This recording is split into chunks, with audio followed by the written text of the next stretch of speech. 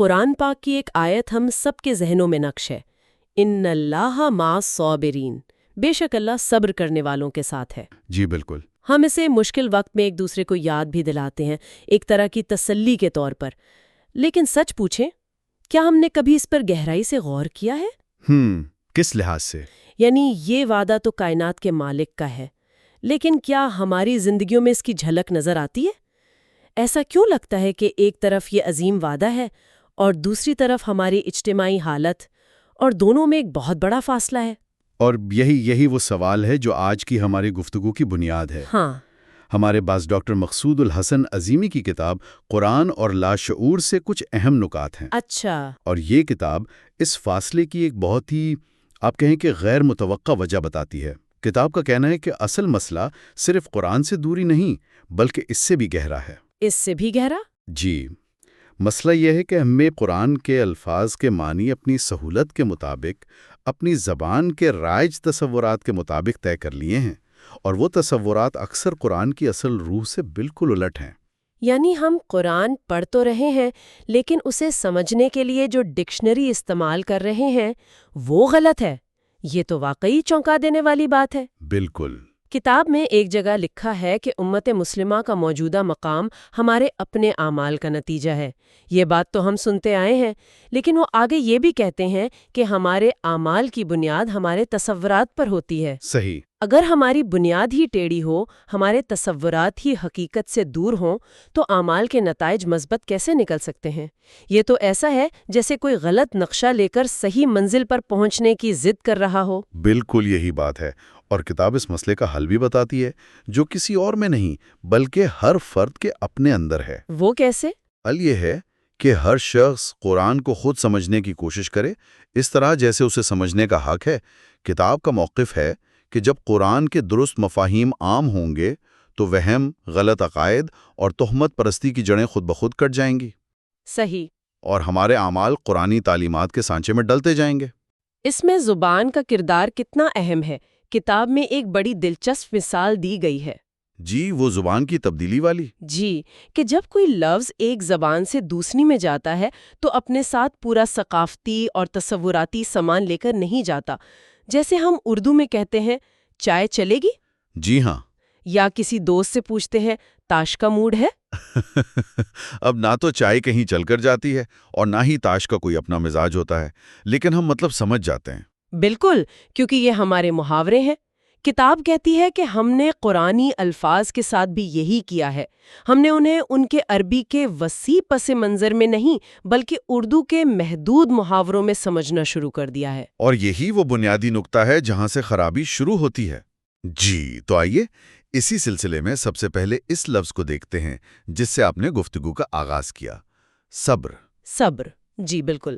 جب ہم کسی سے کہتے ہیں صبر کرو تو اس کا سیدھا سا مطلب ہوتا ہے کہ جو ہو رہا ہے اسے برداشت کرو۔ غم سہو۔ غم سہو، تکلیف پر خاموش رہو، جلد بازی نہ کرو۔ مصیبت کے وقت چپ چاپ سہ جانے کو ہی ہم صبر کا نام دیتے ہیں۔ لیکن کیا یہ تصور واقعی اتنا غیر فعال، اتنا پیسو ہے؟ یہی تو سوال ہے۔ مجھے یہ بات ہمیشہ کھٹکتی تھی کہ اسلام جیسا فعال دین ایسی غیر فعال صفت کی اتنی تعریف کیوں کرے گا؟ آپ نے بالکل صحیح جگہ انگلی رکھی ہے۔ کتاب قرآن اور لاشعور کے مطابق اگر صبر کا یہی مفہوم مان لیا جائے تو اسلام کی پوری عمارت ہی اپنی بنیادوں سے ہل جاتی ہے۔ اچھا؟ جی، یہ تصور ہمیں مسائل کا مقابلہ کرنے کے بجائے ان کے سامنے ہتھیار ڈالنے پر اکساتا ہے۔ یہ ہمیں ایک فعال کردار ادا کرنے کے بجائے ایک مظلوم تماشائی بنا دیتا ہے جو بس حالات کے رحم و کرم پر ہو۔ اور اس سوچ کو سب سے زیادہ تقویت صبر ایوب کی مثال سے ملی ہے۔ ہم نے اس کا مطلب یہ سمجھ لیا کہ حضرت ایوب علیہ السلام نے سالہ سال بس خاموشی سے اپنی تکلیفیں برداشت کیں۔ جی، بس برداشت کی۔ لیکن کتاب کہتی ہے کہ یہ اس لفظ کی روح کو مسخ کرنے کے مترادف ہے۔ جس لفظ کو قرآن نے استقامت، حوصلہ مندی اور حالات کا پامردی سے مقابلہ کرنے کے لیے استعمال کیا تھا، ہم نے اسے ایک ہارے ہوئے بے بس انسان کی آخری پناہ گاہ بنا دیا۔ بالکل، یہ سوچ کر یہ افسوس ہوتا ہے۔ جی، اب ذرا قرآن کے اصل متن کی طرف آتے ہیں۔ کتاب کے مطابق قرآن میں لفظ صبر اور اس سے ملتے جلتے الفاظ 101 مرتبہ آئے ہیں۔ 101 مرتبہ؟ جی، اور جب ان تمام آیات کو ایک ساتھ رکھ کر دیکھا جاتا ہے تو ایک بالکل مختلف تصویر سامنے آتی ہے۔ قرآن میں صبر کا مطلب تکلیف سہنا یا غم برداشت کرنا نہیں، بلکہ اس کا مطلب ہے ثابت قدمی، استقامت، پامردی اور جہد مسلسل۔ جہاد مسلسل یعنی کنٹینیو اسٹرگل۔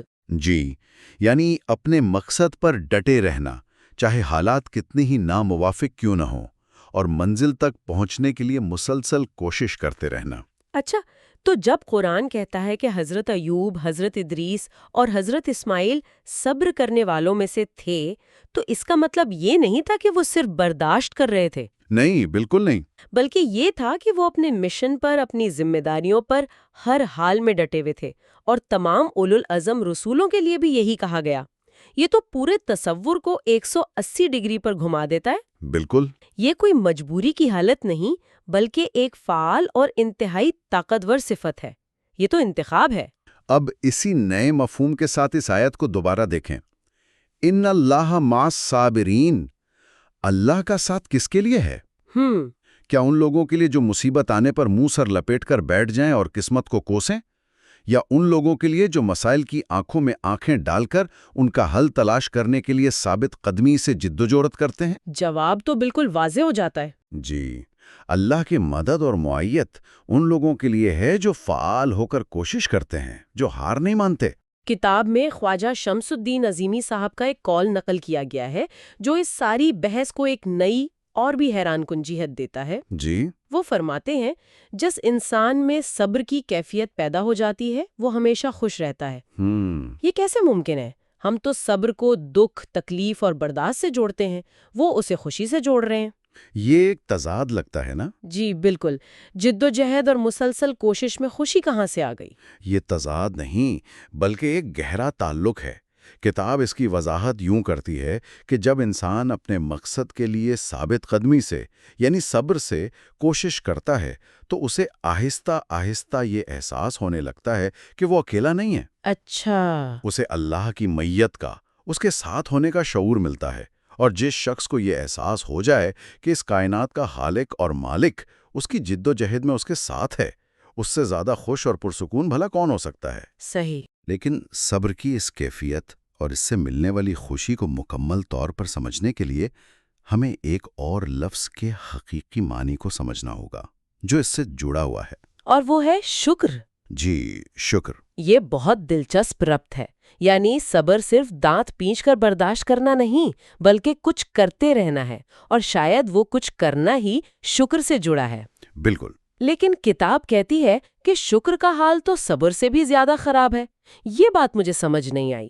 ہم تو ہر بات پر الحمدللہ کہتے ہیں۔ جی، ہر بات پر۔ کھانا کھا کر، پانی پی کر، کوئی کام ہو جانے پر، ہر موقع پر ہماری زبان پر شکرہ ہوتا ہے۔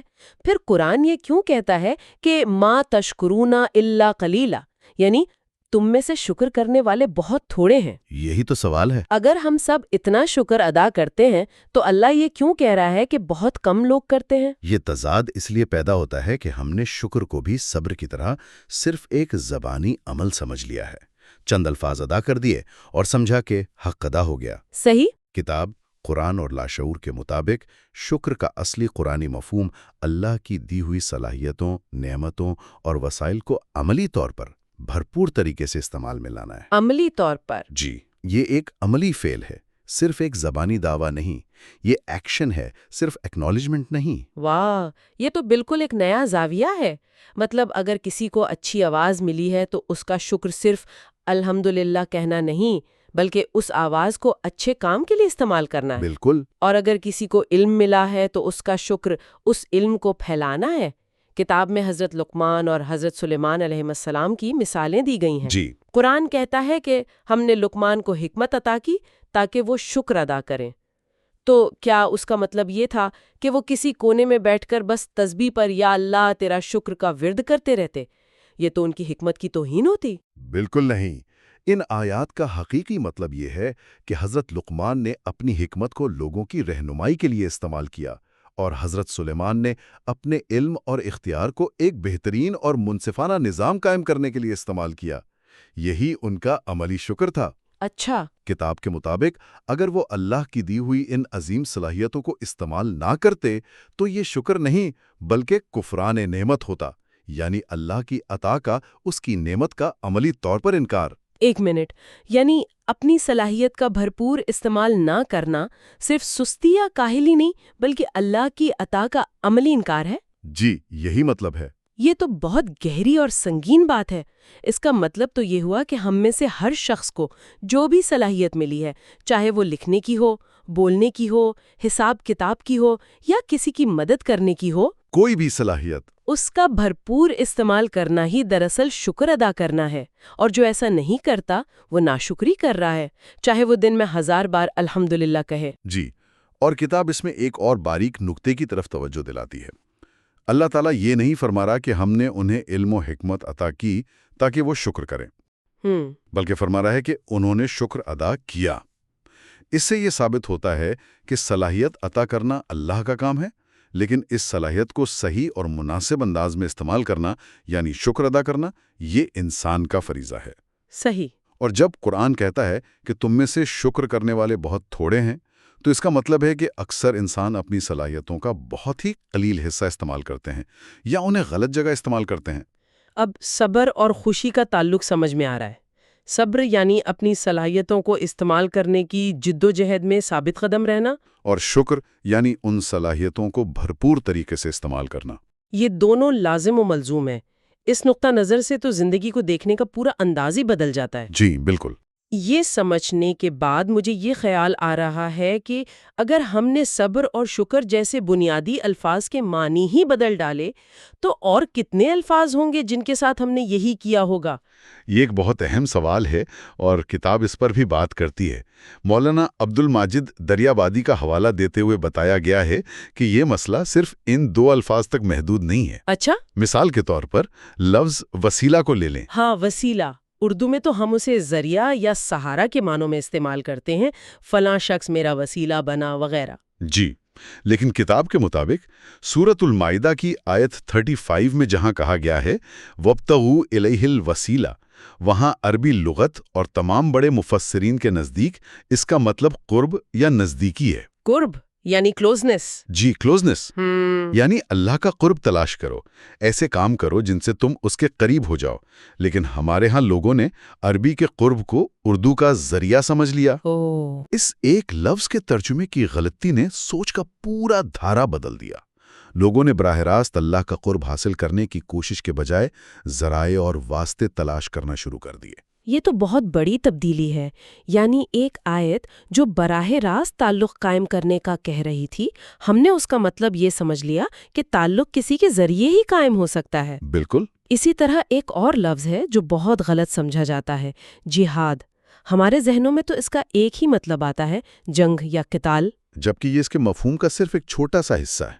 کتاب واضح کرتی ہے کہ عربی میں جہاد کا لفظ جیم ہے دال سے نکلا ہے، جس کا مطلب ہے کسی مقصد کی حصول کے لیے اپنی پوری طاقت، صلاحیت اور کوشش صرف کر دینا۔ اچھا۔ دین کی سربلندی کے لیے کی جانے والی ہر سخت کوشش جہاد ہے۔ یہ کوشش مال سے بھی ہو سکتی ہے، زبان اور قلم سے بھی، اپنے نفس کے خلاف بھی، اور اگر ناگزیر ہو جائے تو میدان جنگ میں تلوار سے بھی۔ صحیح۔ اسے صرف جنگ تک محدود کر دینا اس کے جامع اور وسیع مفہوم کو مسخ کرنے کے مترادف ہے۔ تو اس ساری گفتگو کا خلاصہ یہ نکلتا ہے کہ قرآن فہمی میں سب سے بڑی رکاوٹ کوئی باہر کی طاقت نہیں بلکہ ہماری اپنی صدیوں پرانی ذہنی کنڈیشننگ ہے۔ جی، ہماری اپنی طرز فکر۔ ہم دنیاوی علوم جیسے میڈیکل یا انجینئرنگ سیکھنے کے لیے سال ہا سال محنت کرتے ہیں، ماہرین سے سیکھتے ہیں، لیکن جب قرآن کی باری آتی ہے تو ہم یہ فرض کر لیتے ہیں کہ ہم اسے بس یوں ہی اپنی مروجہ زبان اور تصورات کے سہارے سمجھ لیں گے۔ بالکل۔